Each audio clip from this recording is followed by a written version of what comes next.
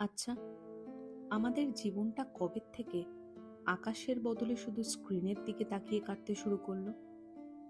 চার দেওয়ালের মাঝে বন্দি থাকাই যেন এখন আমাদের কাছে স্বাভাবিক।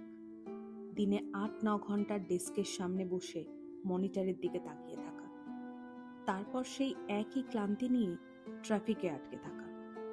কারোর সাথে কথা বলা নেই, কথা বললেও সেটা ফোনে, চোখ আটকে ফোনের স্ক্রিনে। আমরা আসলে পৃথিবীটাকে দেখছি না, আমরা সেটাই দেখছি যেটা অ্যালগরিদম আমাদের দেখায়। আর এই একঘেয়ে যান্ত্রিক জীবন থেকে মুক্তি পেতে আমরা কি করছি? আমরা টাকা খরচা করছি ওয়ার্কআউট ক্লাসে, হাড় পাঁজরের টান ছাড়াতে, আর শৌখিন পার্লারের পেছনে। একটু স্বস্তির খোঁজে আমরা ছুটি নিই, এটা সেটা খাওয়া দাওয়া করি, হুজুম ভাজুম অনলাইন শপিং অথবা দামি সব সাবস্ক্রিপশন অ্যাপসের ব্যবহার করি। হ্যাঁ, মানছি এই অপশনগুলো পাওয়াটাও একটা প্রিভিলেজ, একটা বিলাসিতা।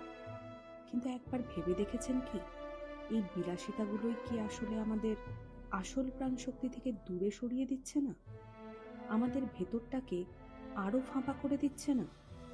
আমরা কি সত্যিই বেঁচে আছি, নাকি স্রেফ অভ্যেসের বশে টিকে আছি?